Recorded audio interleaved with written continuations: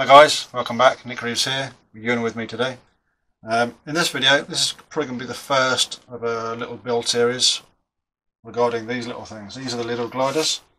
It's not a new thing, they've been around for a couple of years now. This video has been filmed probably 3 weeks after the last lot were available in Lidl. The ones you see here though are from last year's supply. I've got 2 here just now, and I've got another 3.5 in the loft.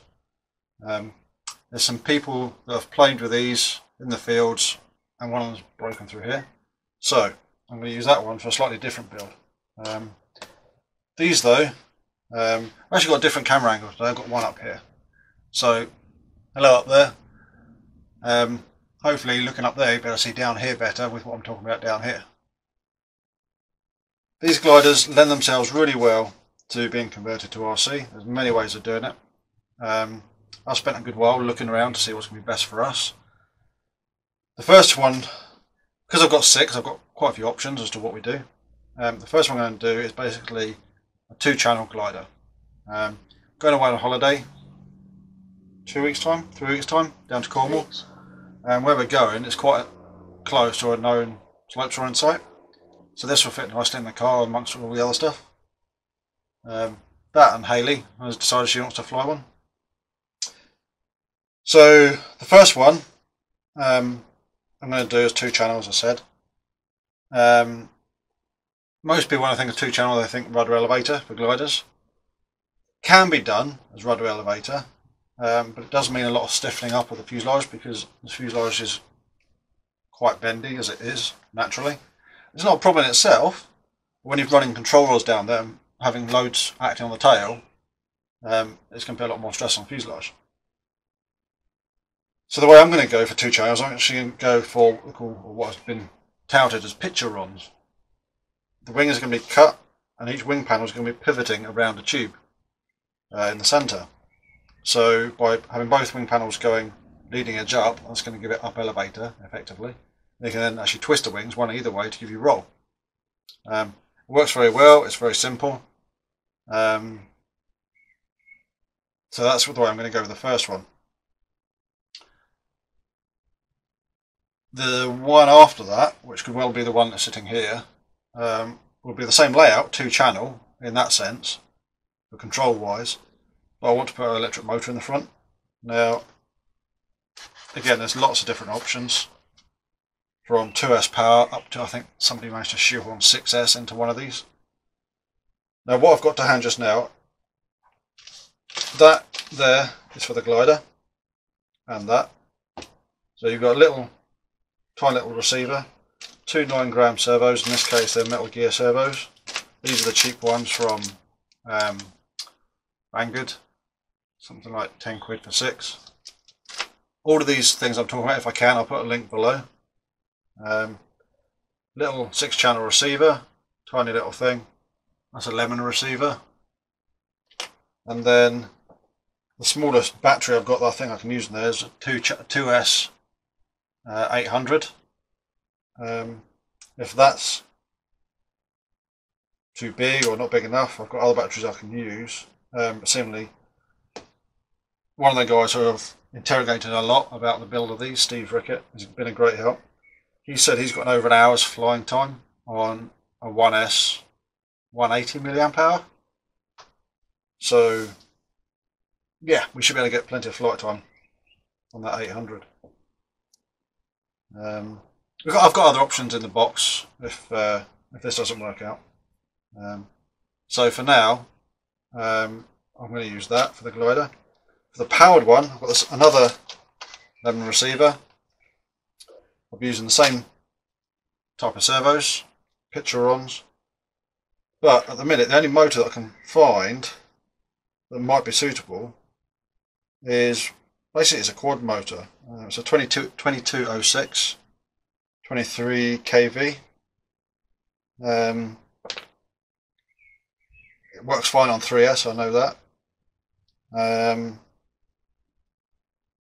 But I haven't got a small 3S pack. The smallest pack that I might have suitable is that one. 1000 milliamp 4S. Now I don't know if 4S is going to be a bit over the top for what I want to do. What I might have to do is get another couple of packs to play with. The only other ones that I've got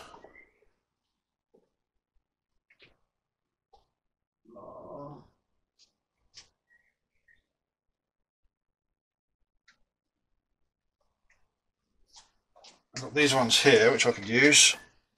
These are both 2S, one's 2000 and one's 3000. These were meant to be receiver packs, but I haven't used them for receiver packs, but they'll be fine for what we want to do here. There's 20C, so there'll be more than enough. Depends on the motor and whatever I go for in the end. The power side of things I need to look at and research a bit more, but there's quite a few options there. I mean, that battery I think is a bit big, the 3000, but the 2S 2000 might be alright. Should fit in there. So yeah, that's for a bit later on. For now though, what we're going to start looking at is the actual glider itself, where we can go next, what's going to be the first thing to do.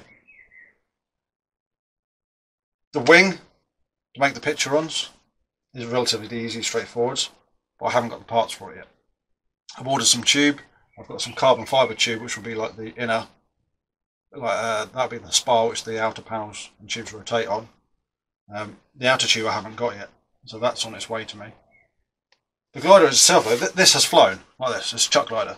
The tail is removable, and you can fit it one of two ways. One is standard, the other is looping mode. So when you throw it, all it does is loop. So when it comes to gluing on, I'll be checking that so many times to make sure it's around the right way. Otherwise we could have a right pig of a thing to fly if it's in looping mode. The wing is also fully removable, and initially I do intend to not glue it in. I intend to, I can't really see it that well, I intend to just slide it in, have it a slide fit, so it could be removed. What? You use top camera.